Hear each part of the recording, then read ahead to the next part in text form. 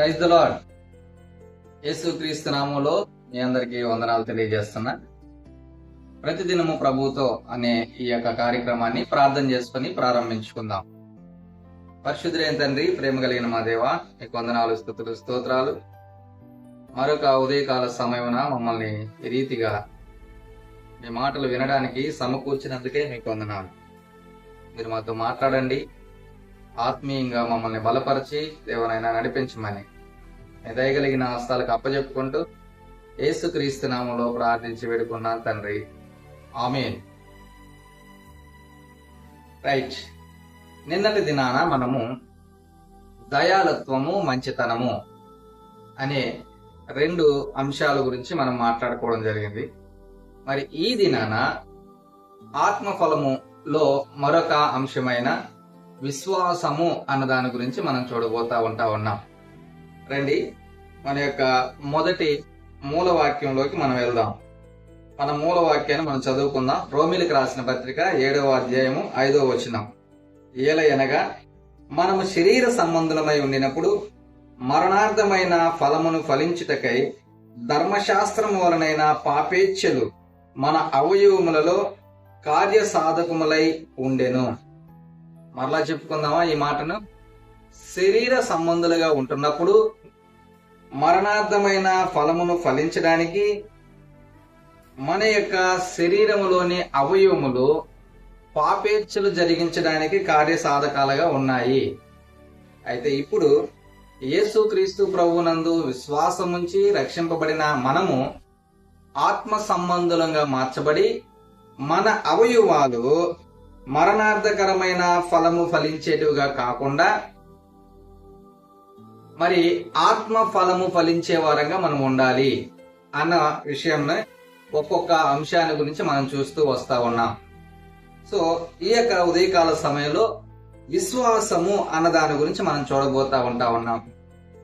విశ్వాసము అంటే మనము దేనినైతే నమ్ముతూ ఉన్నామో అది చూడక ముందైనా చూచిన తర్వాత అయినా సరే, అది దృశ్య రూపంలో ఉన్నా అదృశ్య రూపంలో ఉన్నా సరే, దానిని మనము నమ్ముతున్నాము. మనం దాన్ని నమ్ముతున్నాము అంటే దానికి మనం పెట్టుకోవాల్సిన పేరు విశ్వాసము. విశ్వాసము. చాలా విషయాలు మనం నమ్ముతున్నాం, చాలా విషయాలను మనం విశ్వసిస్తా ఉన్నాం కదా. మరి ఆ విశ్వాసము అన్నది ఎలా కలుగుతాది అన్నది మనం చూస్తే రోమిలికి రాసిన పత్రిక 10వ అధ్యాయము 7వ వచనంలో ఒక మాట రాయబడతా ఉంది. కాగా వినుట వలన విశ్వాసము కలుగును. వినుట వలన విశ్వాసము కలుగును. వినుట క్రీస్తును గూర్చిన మాట వలన కలుగును అన్న మాట మనం చదువుతా ఉన్నాం. కాబట్టి దేని గురించైనా మనము వింటూ ఉన్నట్లయితే మనకు విశ్వాసం అన్నది ఆ దాని గురించి దినదినము అభివృద్ధి పొందుతూ ఉంటుంది. వింటూ ఉండడం వలన మనలో విశ్వాసం అన్నది రోజు కూడా పెరుగుతూ ఉంది. కాబట్టి ఆ వినేటివి ఏంటి అని మనం చూస్తే, వినుట క్రీస్తును గూర్చిన మాట వలన కలుగును. యేసుక్రీస్తు ప్రభువునందు విశ్వాసం మనం ఉంచాము అంటే ఆయన మాటలను దినదినము మనము వినుట వలన మనలో విశ్వాసము పెంపొందించబడుతుంది. అయితే విశ్వాసము లేకుండా ఒక వ్యక్తి విశ్వాసిగా ఉండగలడా, పరిగణించగలడా అంటే దేవుడు అంగీకరించడు. క్రియలు లేని విశ్వాసము మృతమైనది అని దేవుని వాక్యం సెలవిస్తా ఉంది. క్రియలు లేని విశ్వాసము మృతమైనది. మనం నమ్మాలి దేవుణ్ణి. ఆయన యందు విశ్వాసం మనం ఉంచేవారంగా ఉండాలి. అప్పుడే ఆ విశ్వాసము మన యొక్క జీవితాలలో దినదినము అభివృద్ధి పొందుతూ ఉంటుంది. దేవుని మీద అమితమైన నమ్మకాన్ని మనం కలిగి ఉండడానికి ఆస్కారం ఉంది. ఒకవేళ విశ్వాసం కోల్పోతే దేవుని మనము చాలా తక్కువ చేసేస్తాం. ఆయన వల్ల కాదు, ఈయన వల్ల కాదు, ఈయన చేయలేడేమో, ఈయన నన్ను కాపాడలేడేమో, ఈయన నన్ను రక్షించలేడేమో, ఈయన నాకు సహాయం చేయలేడేమో, ఎందుకో లేదు దేవుడు పట్టించుకోవట్లేదులే, ఎందుకు దేవుడు వదిలేసినట్టున్నాడులే. చాలా రకాలైన ఆలోచనలు మనలో పెరిగిపోతా ఉంటాయి. విశ్వాసము మనం కోల్పోతే. ఒక సందర్భాన్ని మనము చూద్దాం. యేసుక్రీస్తు ప్రభు నీళ్ల మీద నడుచుకుంటూ శిష్యుల దగ్గరికి వచ్చిన సందర్భము మనం ఒకసారి దాని గురించి మనం ఆలోచన చేస్తే, మత్తయి సువార్త 14వ అధ్యాయంలో యేసుక్రీస్తు ప్రభు మరి 4వ జామున శిష్యుల దగ్గరికి ఆయన నీళ్ల మీద నడుచుకుంటూ పోతా ఉంటున్నప్పుడు, అంటే ఇంకా చీకటిగా ఉంటా ఉన్నప్పుడు, వారందరూ కూడా యేసు ప్రభువుని చూసి భూతమని భయపడతారు. 27వ వచనం చదువుతున్నాను, జాగ్రత్తగా వినండి. వెంటనే యేసు ధైర్యము తెచ్చుకునుడి, నేనే, భయపడకూడని వారితో చెప్పగా. ఆయన స్వరాన్ని వినిపించాడు. భయపడద్దు, మీ దగ్గరకు వస్తున్నది నేనే, మీరు భయపడద్దు. నమ్మారా? నమ్మలేదు. ఆయన స్వరాన్ని గుర్తుపెట్టారా? గుర్తుపట్టలేదు. పేతురు అన్నాడు, ప్రభువా నీవే అయితే నీళ్ళ మీద నేను నడవడానికి నాకు అనుమతి ఇవ్వు, అప్పుడు నమ్మటాను. సరే రా పేతురు నడువు. నడిచిన పేతురు, కొద్ది దూరం నడిచిన పేతురు గాలిని చూచి భయపడి మునిగిపోసాగెను అన్న మాట మనం చూస్తా ఉంటాం. అయితే అక్కడ యేసుక్రీస్తు ప్రభువు వాడుతూ ఉంటున్న ఒక పదము మనం గమనించవలసిన వారంగా ఉంటా ఉన్నాం. 31వ వచనం చదువుకుందాం. వెంటనే యేసు చేయి చాపి అతన్ని పట్టుకొని, అల్ప విశ్వాసి, ఎందుకు సందేహపడితివి అని అన్నాడు. పేతురు కొద్ది దూరం నడిచి గాలిని చూచి భయపడి మునిగిపోసాగాడు. ఆ మునిగిపోతూ ఉంటున్న సమయంలో రక్షించమని కేకలు వేశాడు. వెంటనే యేసుక్రీస్తు ప్రభు ఆయన చేయి పట్టుకొని, అల్ప విశ్వాసి ఎందుకు సందేహపడితేవని అతనితో చెప్పాను. భయపడి మునిగిపోతుంటున్న పేతురుని చూచి ఎందుకు సందేహించావు అని యేసుక్రీస్తు ప్రభు అడుగుతా ఉన్నాడు. ఎందుకు భయపడ్డావు అని అడగడం లేదు, ఎందుకు సందేహించావు? ఆఫ్టర్ ఆల్ ఈ యొక్క గాలి నుంచి నేను నిన్ను రక్షించలేననుకున్నావా? ఆఫ్టర్ ఆల్ ఈ నీళ్ల నుంచి నేను నిన్ను రక్షించలేననుకున్నావా? ఇంత దూరం నడిపించిన నేను నా దాకా నిన్ను నడిపించుకోలేననుకున్నావా? చాలాసార్లు మనము దేవుని యొక్క శక్తిని అర్థం చేసుకోలేని వారంగా, ఆయన యొక్క శక్తి సామర్థ్యాలను అర్థం చేసుకోలేని వారంగా చాలా చిన్న చిన్న వాటి విషయంలో చాలా భయపడిపోతా ఉంటాం, చాలా నలిగిపోతా ఉంటాం. మనల్ని పిలిచిన దేవుడు నమ్మదగిన దేవుడు, మనల్ని పిలిచిన దేవుడు శక్తి కలిగిన దేవుడు, మనల్ని పిలిచిన దేవుడు సర్వ సృష్టి మీద అధికారం కలిగిన దేవుడు, సార్వభౌమ అధికారం కలిగిన ఆయన. ఇది మనం నమ్మగలిగితే దేనికి కూడా మనం భయపడాల్సిన అవసరం లేదు, ఎవరికి కూడా భయపడాల్సిన అవసరం లేదు. పేతురు ఆ గాలిని చూశాడు, నీళ్లను చూశాడు, భయపడిపోయాడు. దేవుడు అంటున్నాడు, యేసుప్రభు అన్నాడు, అల్ప విశ్వాసి ఎందుకు సందేహించావు? ఎవరిని సందేహించాడు పేతురు? అరే బాబు, పిలిచింది నేను కదా, నేను నిన్ను నడిపించలేనా? నా దాకా నేను నడిపించుకోలేనా?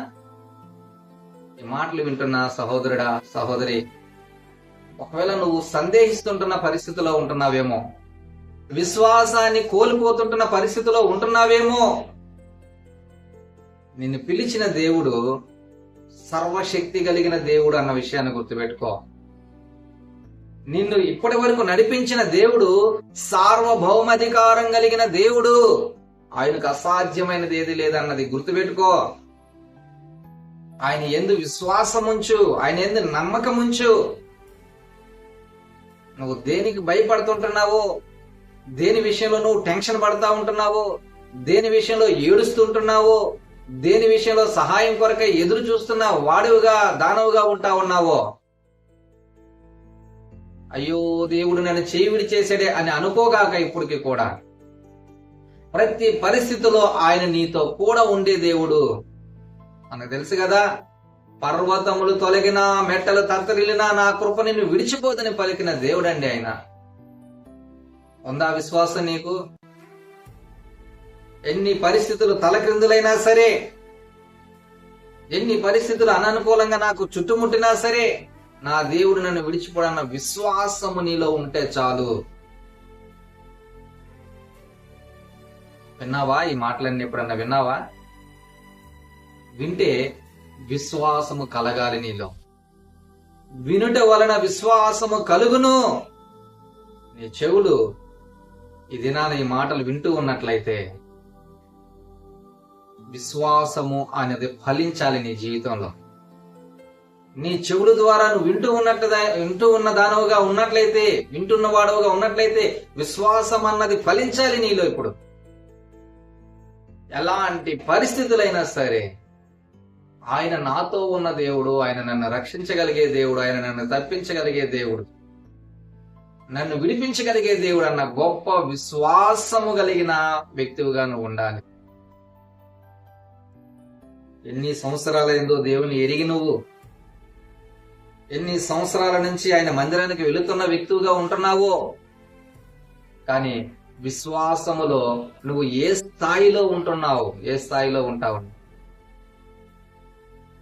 చిన్న చిన్నోట్లకి చీటి మాటికి నువ్వేమన్నా అల్ప విశ్వాసంలోకి జారిపోతుంటున్నావా? దిగజారిపోతా ఉంటున్నావా? దేవుడిది చేయడులే, దేవుడిది చేయలేడులే, ఆయన ఇది కూడా చేయగలడా అన్న పరిస్థితిలో ఒకవేళ ఉంటూ ఉన్నట్లయితే ఉదయకాల సమయం ఒక మాట గుర్తుపెట్టుకో, ఆయనకు అసాధ్యమైనది ఏదీ లేదు. యెహోవాకు అసాధ్యమైనది ఏదీ లేదు అన్నాడు అబ్రహాముతో దేవుడు చెప్పిన మాట. ఎలాంటి పరిస్థితుల్లో అయినా సరే ఆయన సహాయం చేయగలిగే దేవుడు. వినుట వలన విశ్వాసము కలుగును. వింటున్న నీవు ఆయన యందు విశ్వాసం ఉంచడానికి ప్రయత్నం చేయి. ఆయన యందు నమ్మకం ఉంచడానికి నువ్వు నేర్చుకో, అలవాటు చేసుకో. ఆయన నమ్మదగిన వాడు, నమ్మదగిన దేవుడని గుర్తించు. నీ జీవితాన్ని ఆయన ఆశ్చర్యకరంగా నీ జీవితంలో చాలా కార్యాలు చేయగలడు. నమ్ముట నీ వలనైతే నమ్మువానికి సమస్తము సాధ్యం అంటున్నాడు దేవుడు. ఆవగింజంత విశ్వాసం నీలో ఉంటే ఈ కొండనెళ్ళి సముద్రంలో పడమన్నా పడతాదని చెప్తున్నాడు దేవుడు. కాబట్టి ఈ మాటలు వింటున్నా ప్రియమైన వారులారా, విశ్వాసములో నీవెక్కడుంటున్నావో ఈ ఉదయకాల సమయంలో పరీక్షించుకో. నమ్మవలసినంత స్థాయిలో దేవుని నువ్వు నమ్ముకున్నవాడుగా ఉంటున్నావా? ప్రతి పరిస్థితిలో కూడా దేవుని మీద ఆధారపడి ఆయన ద్వారా ఖచ్చితమైన సహాయ సహకారాలను పొందుకోగలిగే విశ్వాసము నీలో ఉందా? ఒకవేళ అలాంటి విశ్వాసం లేకపోయినా అనుమానిస్తున్నట్టు ఉంటున్నా, అల్ప విశ్వాసం కలిగినట్టు నీకు అనిపిస్తుంటున్నా, దేవుడి దగ్గర క్షమాపణ అడిగి, ప్రభువా నీలో దినదినము విశ్వాసంలో నేను ఎదగడానికి నాకు సహాయం చేయని దేవుని వేడుకో. దేవుడు నీకు సహాయం చేస్తాడు. తలలో ఉంచుదాం, ప్రార్థన చేసుకుందాం. పరిశుద్ధుడైన తండ్రి, ప్రేమ కలిగిన దేవా నీకు వందనాలు. ఉదయకాల సమయంలో దేవా వినుట వలన విశ్వాసము కలుగునని, విశ్వాసము అనే ఫలము మా యొక్క జీవితాలలో కనబడాలని మీరు కోరుకుంటా ఉన్నారు. ఆయన వీరికి విశ్వాసులుగా ఉంటున్నాం గాని అయ్యా అల్ప విశ్వాసులుగా, అవిశ్వాసులుగా చాలా మంది మరి ప్రభు నాయన ఉంటున్నారు. వారందరిని బట్టి మీ పాదాల దగ్గరకు వస్తున్నాం. ఈ ఉదయకాల సమయంలో ఏ వ్యక్తి అయితే విశ్వాసంలో నేను ఎదగాలి, దినదినం అభివృద్ధి పొందాలని నైనా మీ పాదాల దగ్గర ప్రార్థన చేస్తా ఉన్నారు, వారి యొక్క జీవితాలలో మీరే దేవనైనా విశ్వాసాన్ని రగల్చండి, పెంపొందించండి. గొప్ప కార్యాలు, ఆశ్చర్యమైన కార్యాలు వారి జీవితాల్లో జరిగించి మహిమ పొందమని యేసుక్రీస్తు నామములో ప్రార్థించి పెడుకున్నాను తండ్రి. ఆమేన్. God bless you.